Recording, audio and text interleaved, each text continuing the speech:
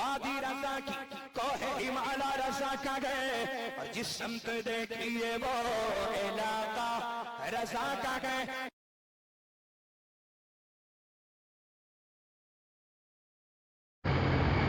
بسم اللہ الرحمن الرحیم. نحمدہ ونصلی علی رسولہ الکریم. اما بعد فاعوذ باللہ من الشیطان الرجیم. بسم اللہ الرحمن الرحیم. فانکحوا ما طاب لکم من النساء مثنی وثلاث ورباع. صدق اللہ العظیم. وبلغنا رسوله النبي الأمين الكريم ونحن على ذلك لمن الشاهدين والشاكرين والحمد لله رب العالمين.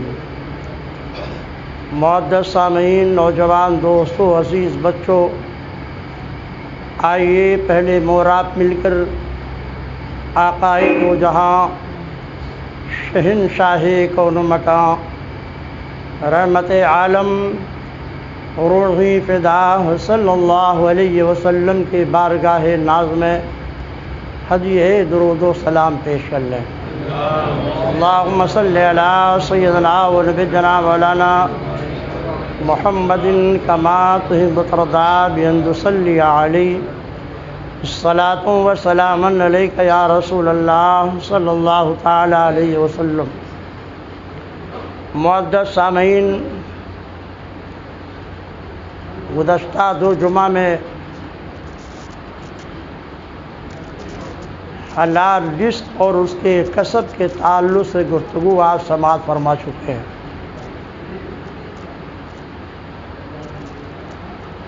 آج کے مختصر سے وقت میں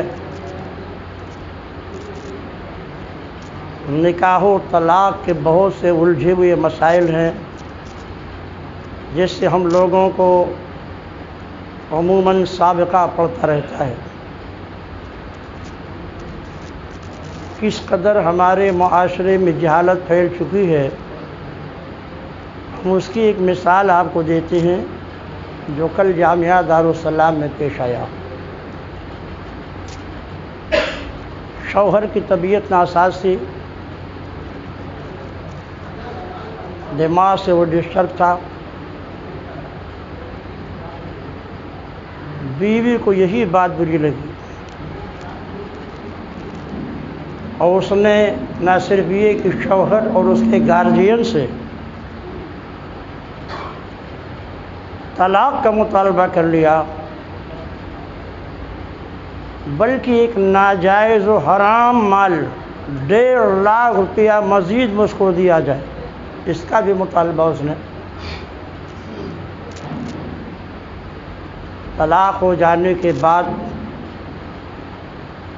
عورتیں اپنے شوہر کی طرف سے 3 چیزوں کا حقدار بنتی ہیں.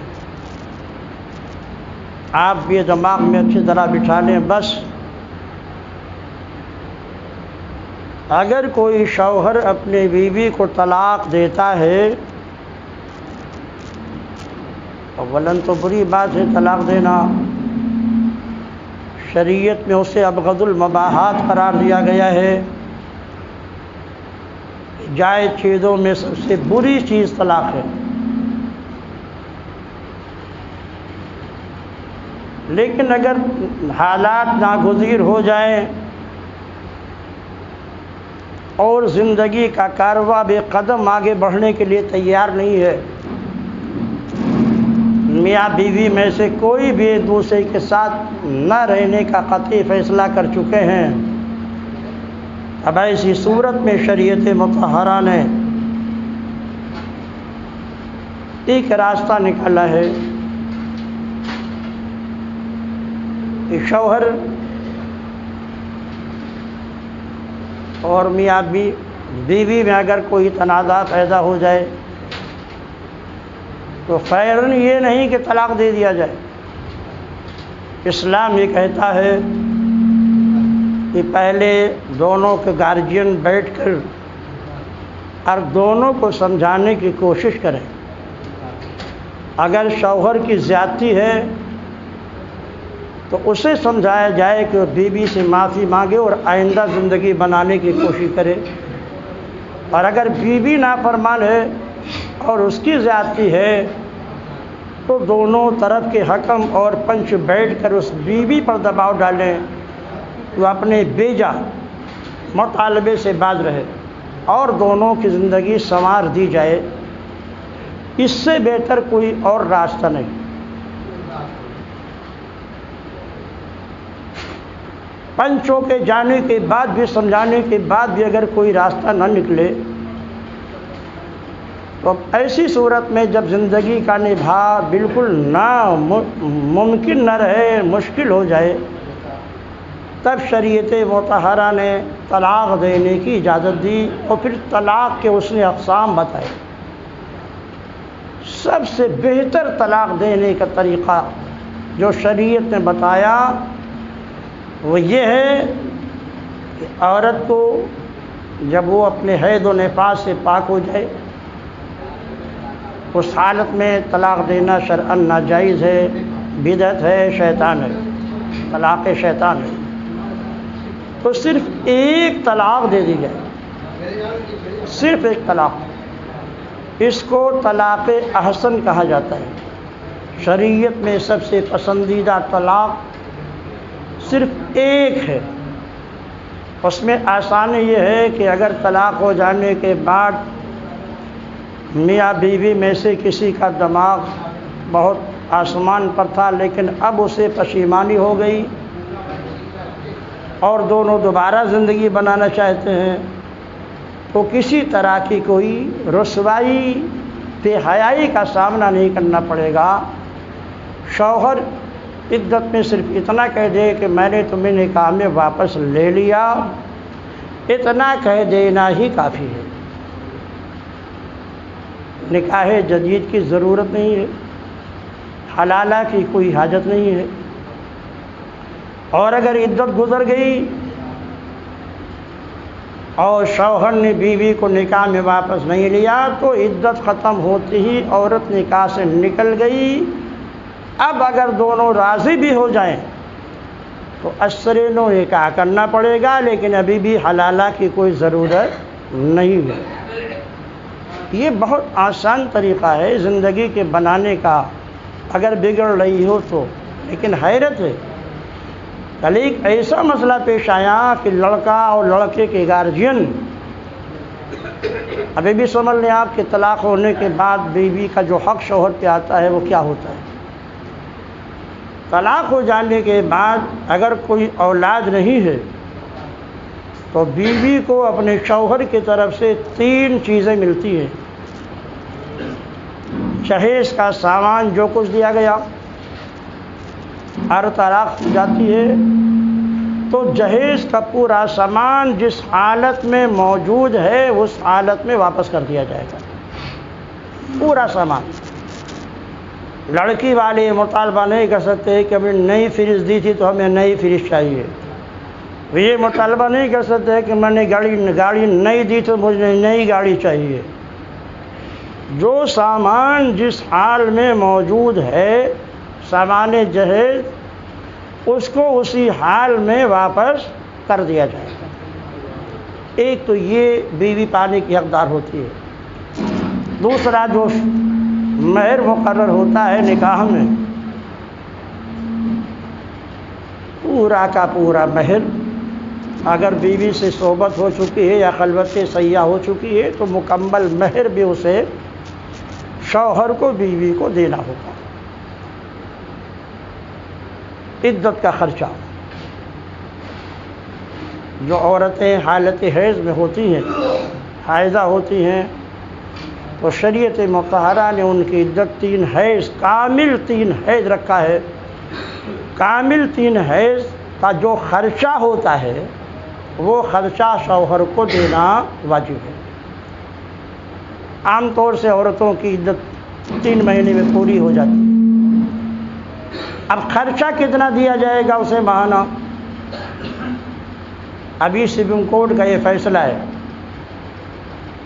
کہ عورت اگر عدت میں ہے اور اس کو کوئی اولاد نہیں ہے، تو 3000 روپے اس کے کھانے کے اور 2000 روپے اس کے ناشتے کے، یعنی منتھلی 5000 روپیہ شوہر کو دینا ضروری ہے۔ 3 مہینے کا 15000 ہو گیا۔ اگر بچہ ہے اس کے گود میں، بچہ کئی سال کا ہے، 3 سال کا ہے، 5 سال کا ہے، 7 سال کا ہے، تو شریعت یہ کہتی ہے کہ اگر لڑکا ہے گود میں تو وہ 7 سال تک اپنی ماں کی پرورش میں رہے گا طلاق ہو جانے کے بعد، اور اگر لڑکی ہے تو وہ طلاق ہو جانے کے بعد اپنے ماں کے پرورش میں 9 سال تک رہے گی، اور یہ 7 سال کا خرچہ اور 9 سال کا خرچہ مکمل بچے کا شوہر کو برداشت کرنا ہے، یعنی اس کے کھانے کا، اس کے ناشتے کا، اس کے کپڑے کا، اس کی صحت و تعلیم کا پورا خرچہ یہ شوہر برداشت کرے گا۔ لڑکا ہے تو 7 سال تک، لڑکی ہے تو 9 سال تک۔ 9 سال کے بعد شریعت مطہرہ یہ کہتی ہے کہ اب شوہر کو حق ہے کہ اپنے بچوں کو اپنے بیوی سے واپس لے لے، اور اب وہ خود ان کی کفالت و پرورش اور تعلیم و تربیت کا بہتر انتظام کرے۔ یہ شریعت کا فیصلہ ہے، لیکن ابھی قانون نے کیا فیصلہ کیا ہے؟ بہت ساری باتیں اسلام کے قانون کے خلاف کورٹ نے پاس کر دیا، ان میں سے ایک یہ بھی ہے۔ اب کورٹ یہ کہتی ہے کہ نہیں، جب تک بچہ یا بچی بالغ نہیں ہو جائیں گے اس وقت تک کہ وہ ماں ہی کے پاس رہیں گے۔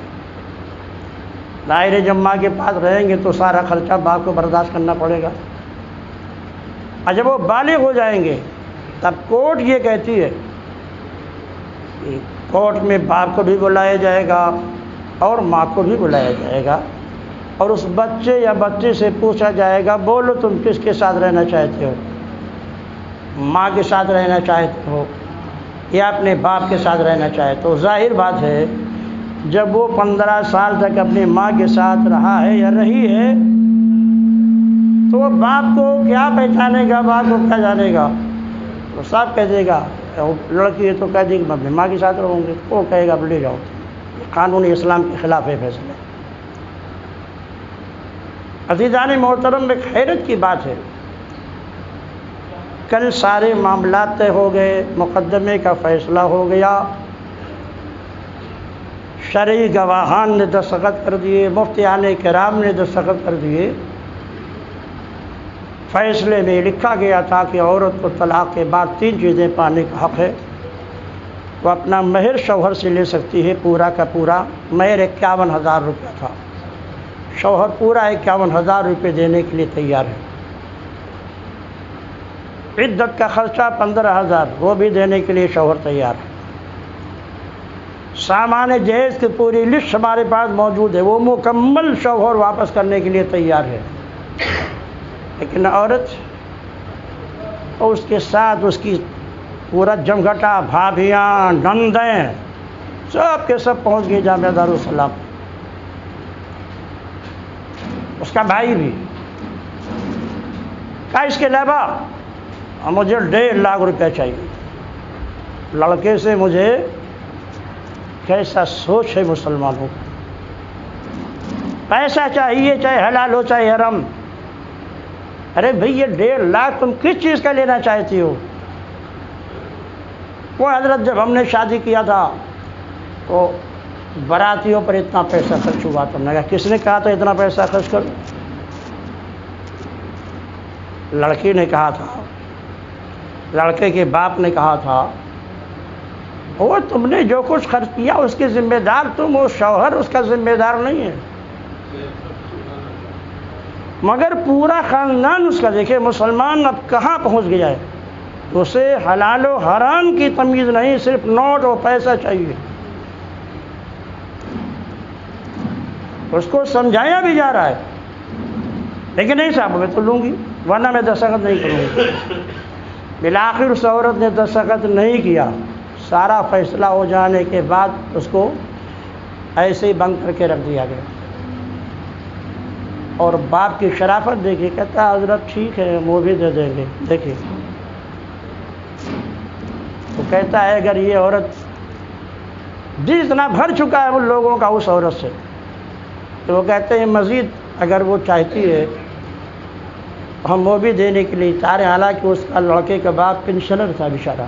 اس نے کہا لیکن میرے پاس ابھی اتنا پیسہ موجود نہیں ہے، میرے کھاتے میں صرف 1,00,000 روپے، 1,00,000 کا چیک لے کا چیک بھی نہیں لوں گی، ٹرانسفر کرو میرے کھاتے میں۔ کیا جہالت ہے! تباہی نہیں ہوگی تو مسلمانوں کی اور کیا ہوگی؟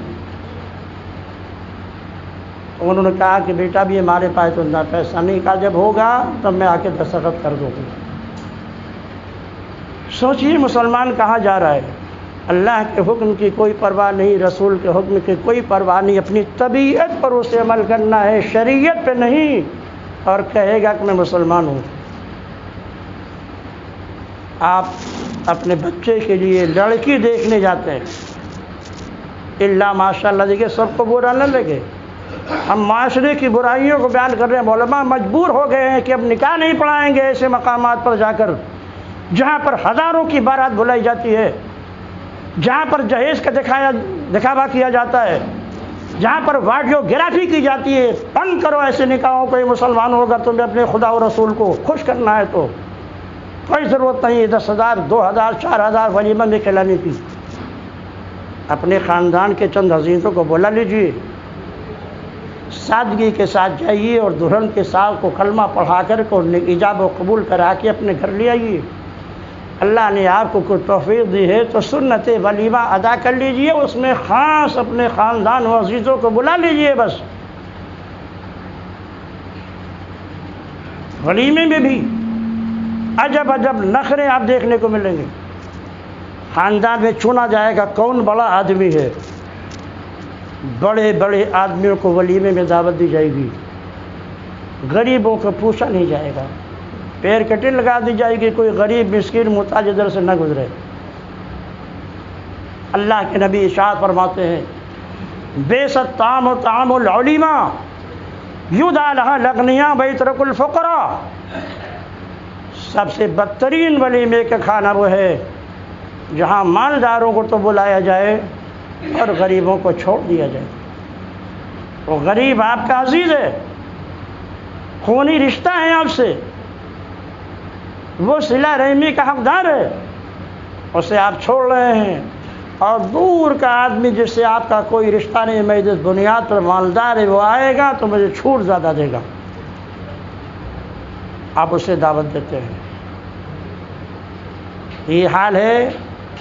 لڑکی دیکھنے جائیں گے آپ تو لڑکی تو بالکل آسمان کی حور ہونی چاہیے، حسن بھی ہو، جمال بھی ہو، تعلیم بھی ہو، وہ سارے کھانے پینے کے بنانے میں ماہر بھی ہو، یہ سب آپ دیکھیں گے، مگر کبھی آپ اس بچی کے تقویٰ اور دیانتداری اور اس کے زہد و پرہیزگاری کو نہیں دیکھیں گے۔ لڑکی کو دیکھنے کے وقت آپ کی نظر اس کے لڑکی کے باپ اور اس کے بھائی کے بلڈنگ پر ہوگی، مکان پر ہوگی کہ خاندان کیسا ہے، یہاں پر جہیز زیادہ ملے گا کہ نہیں ملے گا۔ گئے ہیں آپ لڑکی دیکھنے مگر بلڈنگ دیکھ رہے ہیں، کیونکہ آپ کے دماغ میں شیطان بیٹھا ہوا ہے جو ابھار رہا ہے اندر سے کہ جب ماں باپ اس کے مالدار ہوں گے، بھائی مالدار ہوگا تو جہیز اچھا ملے گا۔ نکاح کے لیے آپ نہیں، مانگنے کے لیے آپ گئے، اور اسی دولت اور حص اور مال کی لالچ میں آپ ایسی لڑکیوں کا انتخاب کر لیتے ہیں جن کا نہ تقویٰ ہے، نہ پرہیزگاری ہے، نہ عبادت گزاری ہے، نہ بھائی کوئی مذہب علم ہے۔ ظاہر ہے جب وہ بے پردہ رہنے والی بچی آپ کے گھر پہنچے گی اور آپ امید رکھیں کہ اپنے ساس کی خدمت کرے گی، سسر کی خدمت کرے گی، تو سب کو اپنا غلام و خادم بنا کر رکھنا چاہیے۔ اس لیے میرے آقا نے فرمایا تنکح المرأة لأربع لمالها ولجمالها ولحسبها ولدينها فاظفر بذات الدين تربت يداك 4 باتوں کی بنیاد پر نکاح ہوتا ہے، کبھی مال و دولت کی لالچ میں، کبھی حسن و جمال کی لالچ میں، کبھی حسب و نسب کی لالچ میں، اور کبھی دینداری کی لالچ میں۔ آقا فرماتے ہیں فَاظْفُرْ بِذَاتِ الدِّینِ تَرِبَتْ یَدَاکَ، اے میرے ماننے والو ہمیشہ دینداری کو ترجیح دینا، اس لیے کہ کبھی حسن و جمال یہ خود تباہی و بربادی کا سبب بن جاتا ہے، اور کبھی مال و دولت یہ عورتوں کو سرکش و نافرمان بنا دیتی ہے، کیونکہ ظاہر ہے اس نے دولت کی انبار میں آنکھ کھولی ہے، آپ کے ہاں آئے گی تو وہ بھی اسی طرح کی دولت تلاش کرنا چاہے گی، اور جب اس کو آرام نہیں ملے گا تو کبھی ساس کے خلاف، کبھی سسر کے خلاف، کبھی اپنے شوہر کے خلاف وہ آواز اٹھانا شروع کر دے گی۔ اس لیے ہمیشہ دینداری کو ترجیح دیے۔ اللہ کے نبی ارشاد فرماتے ہیں میرے امت کی سب سے بہترین عورت وہ ہے کہ جب شوہر اس کی طرف دیکھے تو وہ شوہر کو خوش کر دے، جب شوہر اسے کسی چیز کا حکم دے فوراً اس پر وہ عمل کر لے، شوہر کی عدم موجودگی میں کوئی ایسا کام نہ کرے کہ اگر شوہر کو اس کی اطلاع ہوگی تو شوہر کو تکلیف ہوگی۔ یہ ہے میرے امت کی بہترین عورت۔ پھر آقا فرماتے ہیں عورتوں شوہر کتنا عظیم المرتبہ ہے، سنو، اللہ کے سوا اگر کسی کو سجدہ کرنا جائز ہوتا تو میں عورتوں کو حکم دیتا کہ وہ اپنے شوہروں کو سجدہ کریں۔ مسلمانوں اپنا معاشرہ سدھاریے، تباہی کے جانے میں مت جائیے، مال و دولت کو نہیں دینداری تقویٰ کو ترجیح دیجیے، شادی اور بیاہ میں اسراف فضول خرچی ناجائز امور سے قطعاً اعتراض کیجیے، اپنی بساط کے مطابق ولیمہ کر لیجیے، لاکھوں روپیہ خرچ کرنے کی ضرورت نہیں ہے، اللہ نے جتنی توفیق دی اتنی ہی آپ خرچ کیجیے۔ اللہ کے نبی انشاءاللہ گفتگو کی تکمیل آگے جمعہ کو ہوگی بشرط صحت و سلامتی۔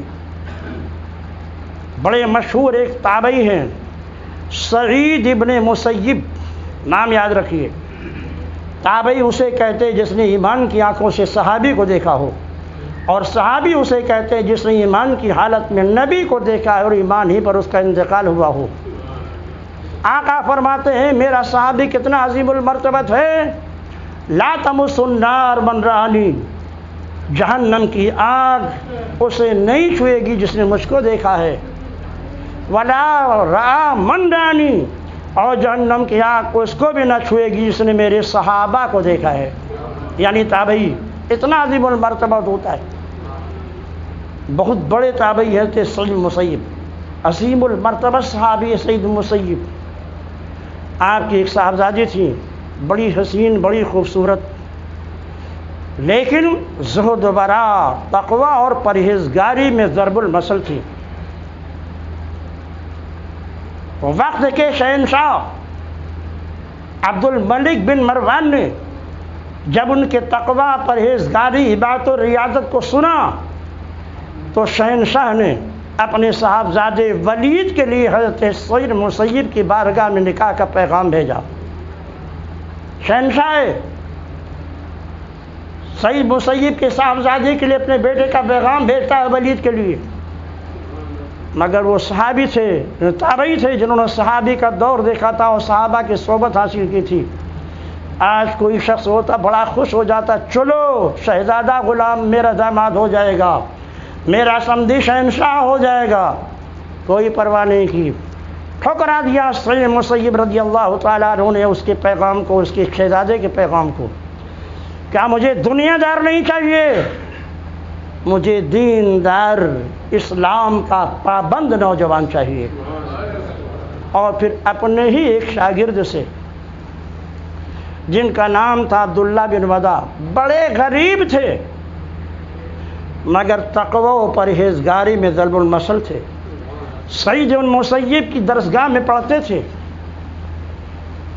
ان سے آپ نے عرض فرمایا کہ اگر آپ میری بیٹی کا رشتہ قبول کر لیں تو مہربانی ہوگی، مجھے شہنشاہ یا شہزادہ نہیں چاہیے، مجھے دین کا پیشوا چاہیے۔ بیٹا تم اگر میری بیٹی کے رشتہ قبول کر لو تو ہم تمہارے شکر گزار ہوں گے۔ عرض کیا استاد محترم میرے پاس کچھ بھی نہیں ہے، میرے پاس کچھ نہیں ہے، میں صرف آپ کے ہاتھ تعلیم حاصل کر رہا ہوں، میرے پاس اپنا مکان بھی نہیں ہے، میرے پاس کوئی کاروبار و تجارت بھی نہیں ہے۔ فرمایا کوئی بات نہیں ہے۔